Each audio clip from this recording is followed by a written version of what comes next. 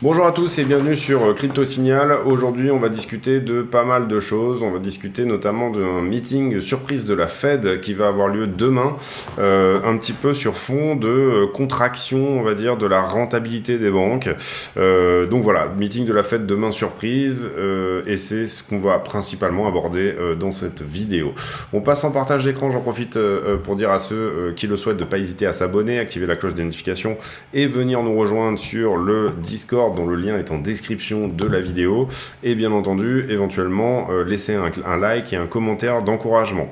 On est là sur le Bitcoin face au dollar et je me suis mis en weekly puisqu'on est dimanche, donc voilà, le dimanche on a toujours une petite analyse un petit peu de la semaine, et en l'occurrence pour le moment la jolie clôture qu'on pourrait faire, c'est si jamais on était autour des 19 500, donc ce soir à 2h du matin ça serait bien d'être à ce niveau là. Pourquoi? Parce qu'on ferait une engulfing candle, c'est-à-dire une bougie d'avalement de la bougie de la semaine baissière précédente, ce qui serait relativement un bon signal. Pour le moment la bougie est pas extrêmement jolie, elle a un corps plus petit, le corps se situe plutôt en bas, donc c'est pas un marteau, mais voilà, c'est pas une bougie qui est extrêmement jolie. En termes de momentum, on n'est pas trop mal, puisqu'on a redonné des couleurs ici au MACD, vous le voyez, à la hausse.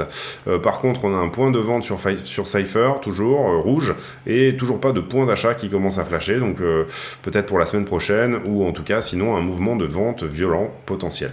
Ici, on a un stochastique qui se retourne, c'est la droite bleue. Le stochastique est un RSI qui réagit plus vite que le RSI normal, donc on s'attend à ce qu'il fasse plus ou moins des allers-retours en permanence, et c'est ça qu'on regarde. C'est le passage dans la zone neutre doit se faire assez rapidement. Ici il traîne un peu dans la zone neutre, et vous voyez qu'il s'est retourné la semaine dernière, cette semaine, donc du coup ça c'est pas génial. En daily, ce qu'on regardera sur le momentum, pour moi, cette droite là ici, cette tendance haussière est très importante, il ne faut surtout pas la perdre au niveau du RSI. On avait une divergence haussière ici, vous le voyez là, et elle a joué, hein, on est monté, en tout cas on a latéralisé depuis, et puis là, est-ce qu'on a eu un plus bas? Oui, on a une légère div haussière aussi qui a été confirmée ici. Par contre en daily, le momentum pâlit un petit peu. Bon, alors là c'est le week-end, hein, donc c'est assez. On a un point de vente sur Cypher qui s'allume, et on a un stochastique également qui est en train de plonger et qui repasse désormais dans la zone neutre. Donc tout ça est plutôt baissier en daily. Au niveau de la structure, on est toujours dans ce bear flag là, et on est en bas du flag, donc si on le perd, attention, hein, puisque ça sera probablement direction des 16 400 $. Si on perd les trois supports là qu'on a sous les pieds, c'est-à-dire la droite jaune, ce support des 18 700 qui est en blanc, et bien entendu, vous l'aurez compris, le support vert que vous voyez là, et qui est le bas du bear flag qu'on est en train de construire ici. Dans la totalité de la structure, on pourrait y voir un début de triangle, en tout cas c'est un peu prématuré ici pour en parler, mais c'est peut-être quelque chose qui est en train de se produire. Si jamais c'était le cas, ça nous donnerait tout simplement une flat ici, c'est-à-dire un scénario qu'on défend pas mal sur la chaîne, un retour aux 25 000. Ça aurait du sens de faire ça au sens où on a... Alors, il y a beaucoup de liquidités à prendre ici. On va le voir après, on fera le point après sur les liquidités. En tout cas, Bitcoin qui n'a pas fini sa 4, on pourrait croire que Bitcoin est en retard un petit peu, hein, sur le S&P, ou alors si jamais vous regardez les choses en arithmétique, par contre, vous pourrez voir que il est effectivement au contact de cette vieille trend qui dure depuis maintenant un moment, c'est-à-dire depuis l'ATH, vous le voyez, cette trend baissière. Si vous regardez en arithmétique, effectivement, on est une 2, et vous voyez qu'on est au contact là, donc potentiellement, ça pourrait nous donner un dernier rejet, éventuellement, donc ce fameux point pour aller aux 16 000. Moi, je préfère regarder les prix en logarithmique, j'y ai toujours trouvé plus de cohérence, et j'y ai toujours trouvé plus de points intéressants, voilà, à regarder, et pour moi, donc du coup, on sera amené potentiellement à aller vers cette droite rouge plus tard, voilà. Voilà pour Bitcoin. On va faire le point, la même chose sur Ethereum. Ethereum à 1300.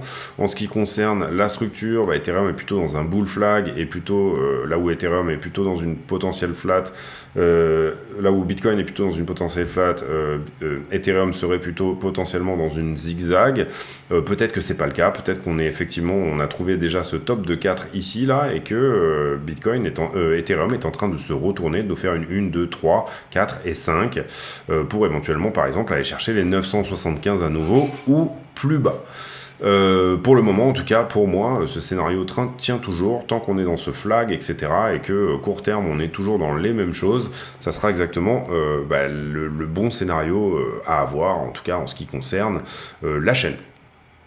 Ensuite, qu'est-ce que je voulais vous montrer? Oui, le meeting de la Fed. Alors, le meeting de la Fed, et on va faire du coup ça en regardant les news rapidement. Vous le voyez ici, les investisseurs qui ne parient pas pour le moment sur un post-midterm rally, c'est-à-dire les élections midterm aux États-Unis qui auront lieu en novembre. Assez souvent, c'est assez bullish parce que tous les politiques essayent de tous ceux qui sont au pouvoir essaye de bien entendu booster l'économie histoire d'avoir le plus de sièges possible et pour le moment ce type de rallye n'est pas en train de se mettre en place, en tout cas c'est pas ce qu'on voit ici. Intéressant, Benham qui est le chairman du CFTC, qui est le Commodities Future Trading Commission, qui est un petit peu la même chose que la SEC étant les contrats d'investissement et le CFTC étant plutôt les commodités, qui dit que Bitcoin pourrait doubler en prix si jamais la régulation se faisait sur fond de CFTC, c'est-à-dire si c'était le bureau du CFTC qui était responsable du Bitcoin, donc que Bitcoin soit une commodité. Si Bitcoin était une commodité, il serait plus ou moins considéré comme du gold, du pétrole, du dollar, etc. Ça lui donnerait effectivement cette dimension de valeur réserve. Effectivement, il pourrait doubler en prix. Et en l'occurrence, Gary Gensler, qui était le président de la SEC, a dit qu'il n'était pas intéressé, qu'il ne pensait pas que la Fed avait, et c'était cette grosse bougie-là, que la Fed avait tout simplement devait avoir la main mise sur le Bitcoin. Donc vous le comprenez, en ce moment, deux narrations principales qui sont l'inflation et la régulation. Je trouve ça intéressant que le chairman de la CFTC, dont c'est pas du tout le boulot, se mette à faire de l'analyse technique, mais c'est relativement intéressant. Le Bitcoin qui trade à un volume qui fait un plus haut depuis 3 mois, c'est-à-dire que vous le voyez là, on n'a pas eu autant de volume depuis le mois de juin. Donc dans cette latéralisation en septembre, on a quand même un retour des volumes assez important. Et pour une bonne partie, ce retour des volumes se fait du côté de l'Angleterre, où on a eu un spike et un trading volume de 1 milliard. Vous le voyez par rapport au mois et aux journées précédentes, on est vraiment largement au-dessus sur fond de perte de confiance dans la livre, dans le pound. Beaucoup d'investisseurs qui rentrent tout simplement ici sur le Bitcoin. Ici sur The Block, maintenant je commence à regarder The Block et Finbold également, donc dans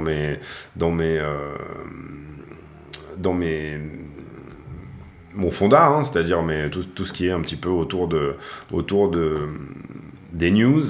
Et voilà, on en arrive à la rentabilité des banques, et là on nous dit trading like a Lehman moment, c'est-à-dire, vous vous rappelez, en 2008 il y avait eu la crise des subprimes et elle avait commencé avec la faillite d'une banque qui s'appelait Lehman Brothers, et en l'occurrence ici on nous dit que le Crédit Suisse et la Deutsche Bank ont un problème de valuation, une valuation qui est, c'est-à-dire leur capitalisation boursière est plus basse que leurs actifs, avec des possibilités de mise en défaut, défauts de paiement qui approchent des niveaux de 2008. Donc grosse référence bien entendu à la crise des subprimes, et vous le voyez là, donc les credit defaults qui ont fortement augmenté hein, sur le Crédit Suisse. On le voit également ici, je vous ai mis cet article de côté, non c'est pas celui-là. C'est celui-là, où c'était donc hier le boss du Crédit Suisse qui dit attendez, calmez-vous, il n'y a pas de souci, on n'aura pas de problème. Et là vous voyez la capitalisation du Crédit Suisse, l'équipe a changé il y a 5 mois et pourtant ils n'arrivent pas à redresser la barre. Et même chose ici pour la Deutsche Bank qui est ici un petit peu en PLS au niveau de la capitalisation boursière. Quoi d'autre à dire sur là-dessus? C'est pour ça que la Fed en partie en fait se réunit.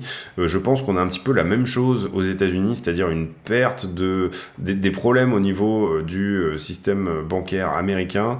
Vous le voyez ici, la Fed qui commence à être divisée sur le besoin de monter les taux aussi vite.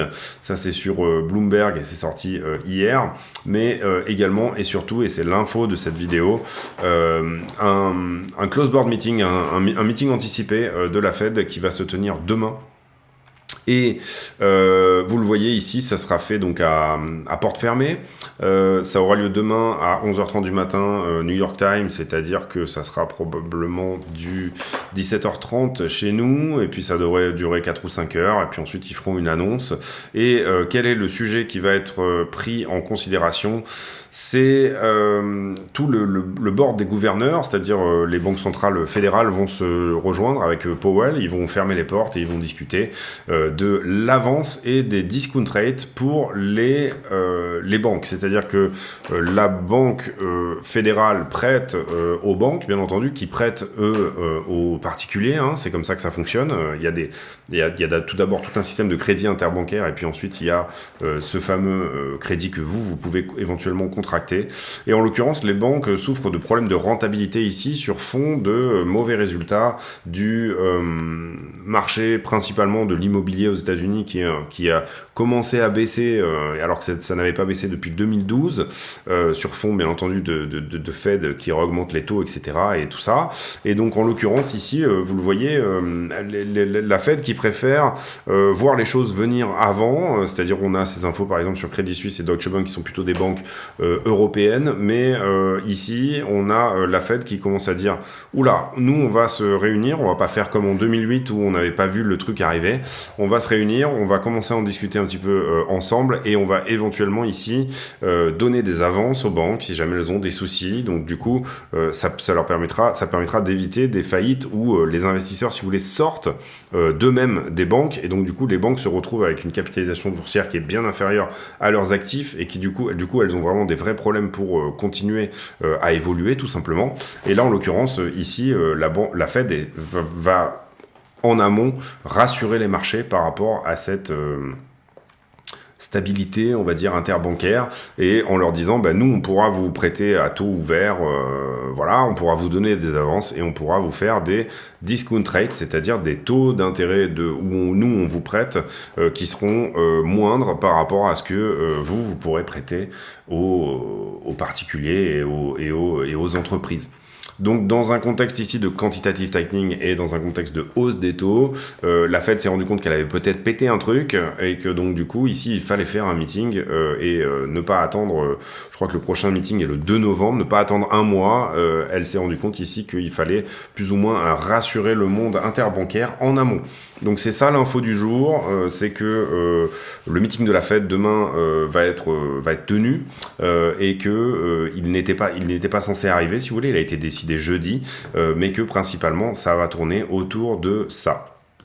On continue ici sur MarketWatch avec pas grand chose à dire et on regarde ici le calendrier économique où on aura des infos sur tout ce qui est construction, donc ça c'est demain, le PMI, ça c'est important, c'est-à-dire la production industrielle, hein, plus ou moins, ici les job openings, donc toutes les infos sur le marché du travail, ici pareil, des infos sur le marché du travail et la balance internationale des États-Unis, ici les job claims comme souvent toutes les semaines en fait, hein, ça on l'a tous les jeudis, et puis surtout les NFP du mois de septembre, donc les non-farm payrolls, c'est-à-dire plus ou moins les nouveaux employés, on va appeler ça comme ça, enfin les jobs qui ont été fill, et bien entendu le taux de chômage qu'on aura vendredi, et ça sera un signal fort dans un sens ou dans l'autre. Si jamais le taux de chômage continue d'augmenter, hein, puisqu'il a déjà commencé à augmenter un petit peu, continue d'augmenter, on va dire que ça pourrait rassurer les marchés quant au fait que le marché du travail n'est pas en surchauffe et que du coup il est en train de corriger et que donc effectivement la demande se corrige elle aussi d'elle-même, donc ça pourrait éventuellement rassurer les marchés. On passe au sentiment ici avec plus d'ordre à l'achat qu'à la vente, mais au sein même vraiment du range, on a beaucoup d'ordres d'achat juste en dessous ici et au-dessus du prix. Donc là, on a pas mal de mouvements, un petit peu de volatilité éventuellement qui risquerait de se mettre en place. Vous voyez que là, le prix en ce moment est ici. On a à peu près 200 bitcoins au-dessus, mais on en a un peu plus à l'achat. On a plus 6 ou 700 bitcoins à l'achat autour des 19 100. Les options, on les a faites vendredi, donc c'est pas la peine, on va passer. Ici, je vous ai déjà fait les niveaux, donc sur Ethereum, on a été plus shorté que longé. Vous le voyez là, ici, il y a une augmentation de l'open interest, et on est toujours dans un funding négatif sur Ether, donc on construit ici du short au-dessus, ça c'est les stop loss, éventuellement les points de liquidation seront plus hauts, mais nous on travaille sur les stop loss pour le moment, et vous le voyez, forte augmentation de l'open interest, on passe de 4,2 à 4,5, 250 millions à peu près, sur ce mouvement-là, juste, donc le mouvement d'aujourd'hui. Donc potentiellement, monter vers le haut ici permettrait de nettoyer quand même pas mal d'open interest sur Ethereum. Donc là, on était sur Ethereum, on va passer sur Bitcoin.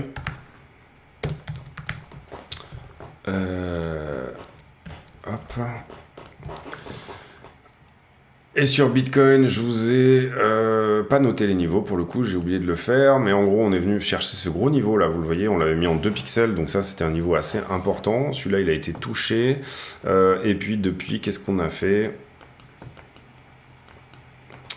En fait, toute cette augmentation là, vous le voyez, quand on est monté au 20 002, eh bien, on a nettoyé tous les longueurs qui étaient rentrées sur ce mouvement-là, hein, c'est le niveau que je vous avais montré là.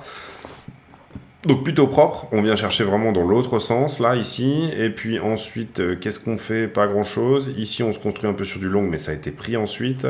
Ici, on continue à se construire sur du long. Ici, on a un tout petit peu de short, donc on pourra noter un niveau à venir prendre éventuellement en short, à peu près à ce niveau-là. Et puis, vous voyez qu'il n'a pas encore été travaillé. Là, on a commencé à essayer de faire peur, mais voilà. Et on a toujours également ici une grosse position qui se ferme. Là, un open interest qui va sur le côté avec une diminution du funding. Bon, c'est le niveau de short que je vous ai montré. Ici, on a du long qui est rentré, mais le niveau a été nettoyé depuis. Ici, on déleverage vers le bas en même temps que quelques shorts s'ouvrent. Donc, on va garder le niveau d'avant. Et puis, à partir de là, forte augmentation des longueurs. Donc, on a un niveau de long désormais à venir nettoyer ici aux 19 000 $, tout pile. Voilà, on va sauver ça. On va regarder vite fait la map des liquidités sur iBlock. Vous voyez que sur Bitcoin, on a plus de monde dessous, on a plus de longueur dorénavant, et un éventuel mouvement au 18,5 nous permettrait de nettoyer une bonne partie de tout ça sur les 5 derniers jours. Et ici sur Ether, on a un peu moins de longueur, mais globalement aussi, si jamais on devait venir taper en bas, on irait au 1270, et si jamais on devait venir taper en haut, la zone dense, on irait au 1400. Sur la liquidité, la heatmap des liquidités sur Bitcoin, vous voyez qu'il y a un gros truc à prendre ici à 18,6 et un autre truc à prendre à 18,4 dans la heatmap des 7 jours. Donc ça, les liquidités pointent plutôt en bas. Et dans la heatmap des 12 heures, c'est-à-dire les 12 dernières heures, qu'est-ce qui s'est accumulé? Vous voyez que ce week-end, on a posé pas mal de choses aussi au niveau des 18,4. Donc si on devait faire un mouvement violent dans la nuit pour venir prendre un petit peu ces liquidités-là, avant que les marchés ne réouvrent demain, encore que les marchés ici pourraient même potentiellement plus nous aider à descendre que l'inverse, eh bien, vous le voyez, on va dire que 18,3 serait un bon niveau pour prendre profit si jamais vous êtes en short sur ce mouvement. Je pense que j'ai fait le tour. On va faire un dernier point, mais non, je le ferai dans une autre vidéo. Qu'est-ce qu'on a liquidé aujourd'hui? 45 millions, vous voyez que c'est pas grand chose. Je ferai un autre point sur un vidéo. En fait, je voulais faire un point sur la différence de structure entre le S&P et Bitcoin, mais on fera toute une vidéo à mon avis là-dessus, parce qu'il y a beaucoup de choses à dire là-dessus. Donc voilà, ce sera probablement le thème de la vidéo de demain, entre autres.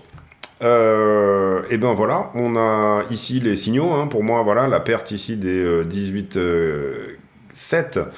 Donc si jamais on va effectivement chercher de cette liquidité, mais qu'à partir de là on commence à construire quelque chose où c'est pas juste un petit pic qui y va et qui revient, c'est-à-dire c'est pas juste une déviation pour prendre de la liquidité, mais qu'on commence à s'installer sous ce niveau-là, à savoir, bon, une clôture daily par exemple peut être un bon un bon point, un bon endroit où éventuellement on peut se dire que c'est le cas, et bien du coup on a des bonnes chances d'aller au 16-3. Ici on est en bas de ce flag, donc pour le moment certains pourront jouer une cassure et d'autres pourront jouer un rebond sur le bas de ce flag pour revenir faire un tour en haut ici autour des 20 800, tout à fait possible, et la bonne clôture semaine, la bonne clôture weekly, ça serait d'être au-dessus des 19,5, puisque comme je vous l'expliquais tout à l'heure, ça nous donnerait une engulfing candle, et ça ferait probablement disparaître le point de vente sur Cypher. Vous voyez ici qu'on a traîné énormément dans cette zone, hein, la zone actuelle, et on a construit ici un espèce d'énorme spike de volume profile, beaucoup de business qui s'est fait dans la zone avec du volume, et c'est ça qui fait que pouf, on a poussé dans les zones de prix et qu'on a des jolies choses ici. Maintenant le but c'est de repasser au-dessus de ça, hein, et de s'installer au-dessus, pas comme on a fait là, et vous le voyez, on n'a pas utilisé cette zone de volume profile. Volume profile est super important et super intéressant pour analyser les prix. Malheureusement il est payant, je crois, enfin il faut avoir un TradingView payant pour l'avoir. Mais vous voyez que on a vraiment construit ici une grosse qui est du même acabit que celle des 10 000 $, hein, là où on avait traîné pas mal également dans toutes ces zones-là. On a créé vraiment ici depuis peu de temps un très gros niveau autour des 20K.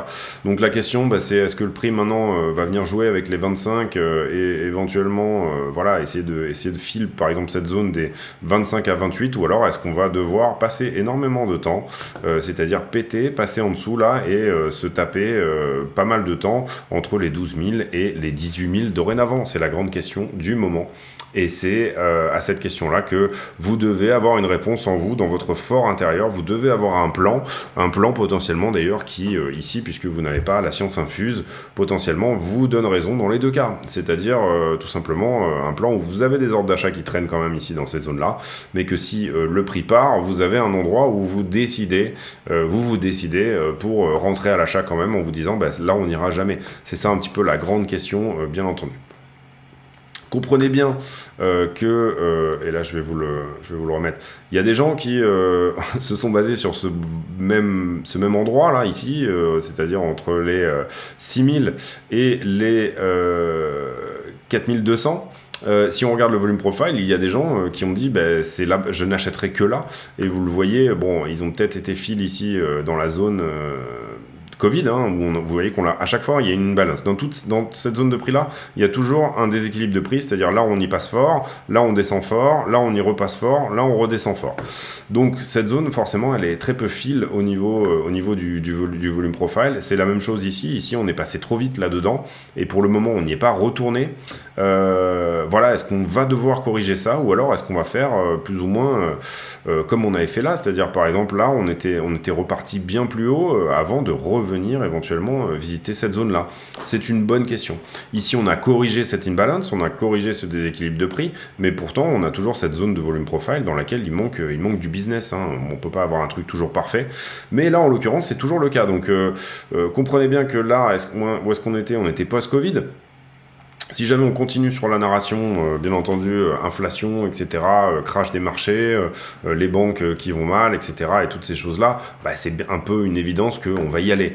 Pour moi, mon scénario privilégié, ça serait quand même qu'on vienne venir faire un tour ici avant d'aller juste là, d'accord? C'est le scénario qu'on tient pour le moment sur la chaîne depuis maintenant plusieurs mois, hein, depuis qu'on a touché ici les 17, on a dit il y aura 3 vagues, et on a dit potentiellement une 4, ça pourrait être une flat, donc voilà, c'est quelque chose qu'on tient depuis juin. Pour le moment, ça semble se dessiner comme ça, puisqu'on a fait un niveau ici, ici on a égalé le plus bas, mais on peut très bien ici enfoncer, et puis faire un rebond qui ressemble à rien, et dessiner tout de suite une zigzag, et voilà, et ensuite ça sera beaucoup plus difficile, bien entendu, de garder le même scénario en tête. J'en fais pas trop aujourd'hui, j'essaie de faire une vidéo courte quand même, mais comprenez bien que la Fed fait un meeting demain, que les banques sont plus ou moins en danger. Suivez bien cette histoire du Crédit Suisse et de la Deutsche Bank, parce que c'est quand même des géants mondiaux. Alors je sais pas en termes de market cap exactement combien ils font, mais c'est quand même des géants mondiaux au niveau des banques. Alors qu'est-ce qu'on a? Est-ce qu'on les a ici par exemple? Deutsche Bank, non.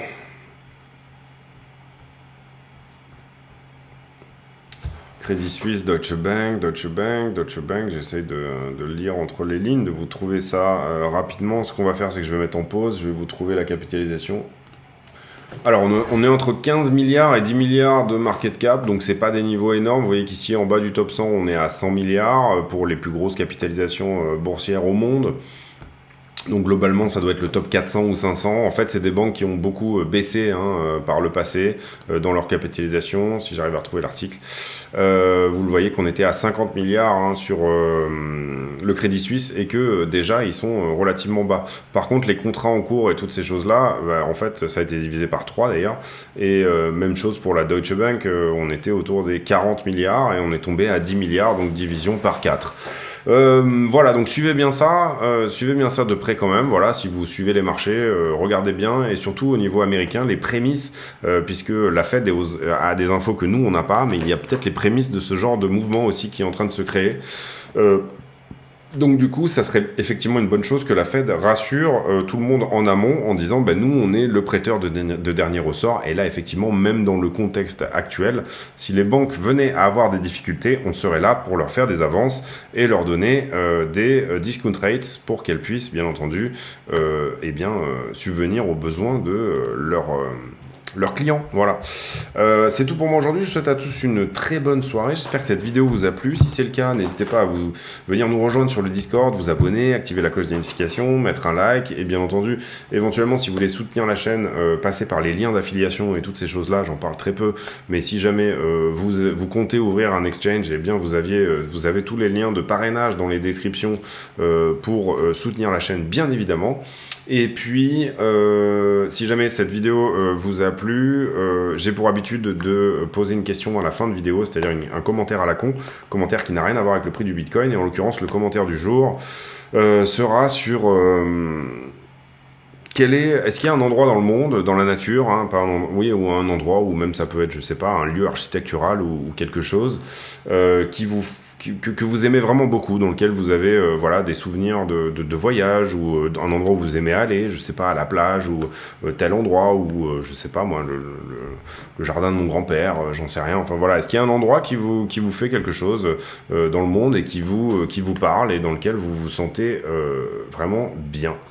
C'est tout pour moi, je vous souhaite à tous une très bonne soirée, on se retrouve demain pour un nouveau point météo sur le Bitcoin face au dollar, et bonne fin de week-end à tous, à bientôt, ciao.